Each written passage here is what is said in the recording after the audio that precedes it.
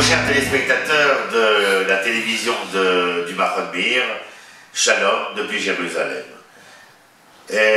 Nous sommes Rosh Chodesh Adar. Pour nous, la venue du mois de Adar signifie chaque fois une nouvelle joie. Mishenirnas Adar, Marvin Besimcha, ça ne veut pas dire que nous n'étions pas joyeux précédemment, mais lorsque le mois de Adar vient et survient, eh bien nous avons comme un supplément de joie. Je voulais vous parler de ce que j'avais préparé pour cette émission.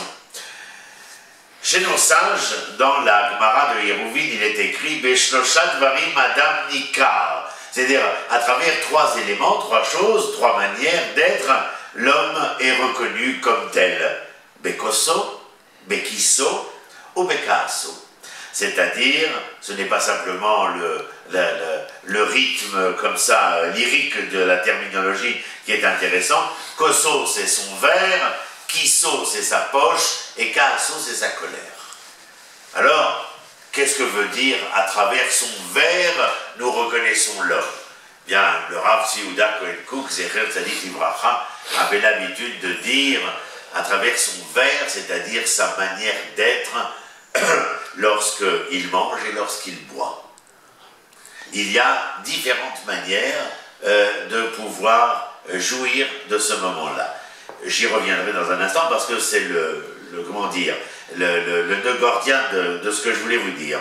Bekiso, c'est dans sa poche. Oui, il y a des hommes qui sont capables de faire de cette poche, et nous parlons bien entendu de la monnaie sonnante et trébuchante, eh bien soit un côté très égoïste ou bien un côté très donateur, c'est-à-dire très ouvert vers l'autrui. Poter et Yadera, ou Masbia les Rol Ratzon, ouvre tes mains et que nous soyons capables de rassasier toutes les volontés qui soient. D'un autre côté, nous avons cet égoïsme, cette misanthropie qui s'empêche de pouvoir s'ouvrir à autrui. Et enfin, Kaaso, la colère de l'homme. Oui, la colère est une mida, une vertu que nous considérons comme une vertu négative, qu'il est dans tous les cas. C'est d'ailleurs une grande divergence d'appréciation entre Rabbi Moshe Chaim Luzzatto et le Rav Abraham Yitzhak Cohen Kook. Le Ramchal dit dans Derech Chaim que la mida de colère est absolument annihilée, qu'elle ne doit pas, elle n'a pas lieu d'être, alors que le Rav Abraham Yitzhak Cohen Kook dit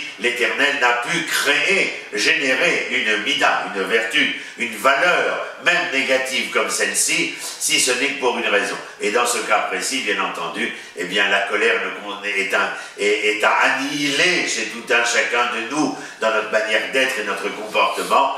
Mais en tout cas, lorsque nous sommes face au mal absolu, comme vis-à-vis d'Amalek, ou comme aujourd'hui, face à tous ces fondamentalismes génocidaires, notre colère est à même ici d'être positive dans le sens où elle nous provoque à essayer de trouver les solutions afin d'éradiquer ce mal génocidaire-là. Mais je reviens à ce verre, c'est-à-dire à la manière de manger et de boire.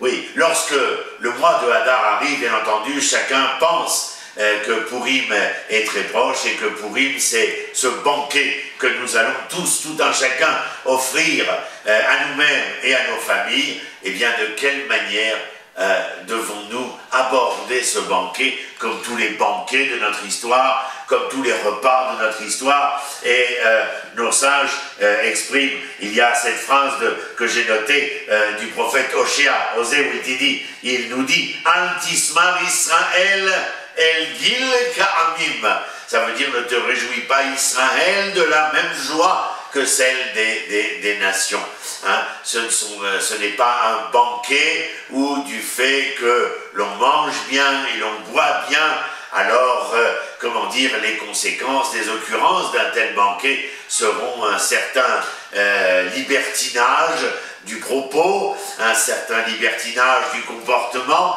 un certain libertinage de la manière d'être. Lorsque Hadar vient et que la joie entreprend Israël, eh bien, malgré la joie, et avec la joie, avec le banquet, avec les festivités, nous gardons toujours, et en commençant les festivités, par les propos de Torah qui sont les nôtres, et quand je dis propos de Torah, c'est-à-dire tels que nous sommes en train de les prononcer en ce moment, cela veut dire affirmer quelle est la nature identitaire de cette moralité de l'homme. Eh bien, nous commençons le banquet, les festivités de cette manière-là, et nous les continuons et les perpétuons durant ce banquet, même en étant plus gais qu'avant d'avoir commencé, et même en finissant, eh bien, nous venons terminer par des propos qui sont capables d'affirmer la stature, la nature morale de l'homme d'Israël. Alors si l'homme est reconnu à travers son verre, il a le droit de le lever, de dire l'Echaïm, mais vous avez entendu, il ne dit pas à ta santé seulement, il dit à la vie, et à la vie au pluriel, dans toute sa pluralité, mais où cette vie dans toute la pluralité doit garder son essence et sa décence. À très bientôt.